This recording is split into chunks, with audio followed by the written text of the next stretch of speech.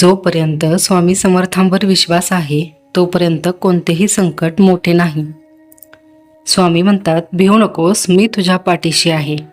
प्रिय स्वामी भक्तांनो, जीवनात असा एकही माणूस नाही ज्याच्या आयुष्यात अडचण येत नाहीत. कधी आर्थिक संकट, कधी नातेसंबंधातील ताण, कधी आरोग्याच्या समस्या, तर कधी मनातील भीती आणि अस्वस्थता. अनेक वेळा परिस्थिती इतकी कठीण वाटते की आता पुढे काहीच मार्ग उरला नाही असं वाटू लागतं.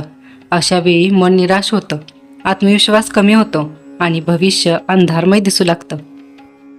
पण याच क्षणी स्वामी समर्थांचा एकच संदेश भक्ताला पुन्हा उभे राहण्याची शक्ती देतो.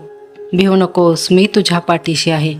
हा केवळ दिलासा देणारा शब्द नाही, तर श्रद्धा, धैर्य आणि विश्वास जागवणारा मंत्र आहे.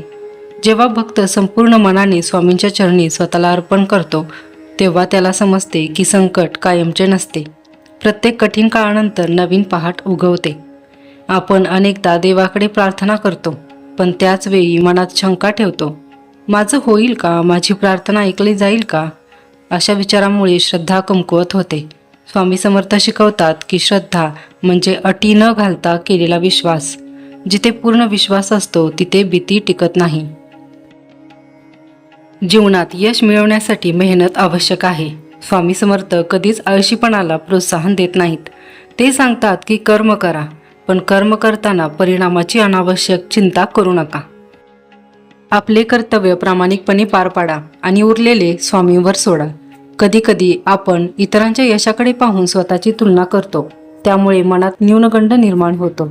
पण प्रत्येकाची वेळ वेगळी असते. झाडाला फळ येण्यासाठी जसा ऋतू लागतो, तसाच आपल्या आयुष्यातील यशालाही योग्य वेळ लागतो. स्वामींच्या कृपेवर विश्वास ठेवून संयम राखणारा भक्त शेवटी नक्कीच फळ मिळवतो. संकट हे शिक्षा नसते, ते आपल्याला अधिक मजबूत बनवण्याची संधी असते. सोनं आगीत तापवल्यावर अधिक तेजस्वी होतं, त्याचप्रमाणे संकटातून गेलेला माणूस अधिक परिपक्व, शांत आणि सामर्थ्यवान बनतो. स्वामी भक्ताला संकटातून बाहेर काढतातच, पण त्याचबरोबर संकटाचा सामना करण्याची ताकदही देतात. मनात नकारात्मक विचार आले की त्वरित स्वामींचे नामस्मरण करा. श्री स्वामी समर्थ हा जप मनाला स्थिर करतो. सतत नामस्मरण करणाऱ्या भक्ताच्या मनात हळूहळू सकारात्मकता वाढते. त्याचा आत्मविश्वास परत येतो आणि योग्य निर्णय घेण्याची क्षमता निर्माण होते. आजच्या धावपळीच्या जीवनात अनेक लोक मानसिक तणावाने त्रस्त आहेत. पैसा, प्रतिष्ठा आणि सुविधा असूनही मन शांत नाही. कारण खरी शांती बाहेर नसून अंतर्मनात असते आणि त्या अंतर्मनाला शांत करण्याची ताकद स्वामींच्या स्मरणात आहे. स्वामींची भक्ती करणे म्हणजे मंदिरात जाणे किंवा दिवा लावणे असे नाही. गरजूंना मदत करा, प्रामाणिकपणे काम करा, आईवडिलांचा आदर करा, कोणाचेही वाईट न करणे, हेही स्वामी सेवाच आहे. अशा जीवनातून स्वामींची कृपा अधिकाधिक अनुभवता येते. जर आज तुमच्या आयुष्यात कठीण प्रसंग सुरू असतील तर निराश होऊ नका. हा काळही निघून जाईल. स्वतःवर विश्वास ठेवा, स्वामींवर श्रद्धा ठेवा आणि प्रत्येक दिवस नव्याने सुरू करा. कदाचित आजच तुमच्या आयुष्यातील सकारात्मक बदलाची सुरुवात होईल.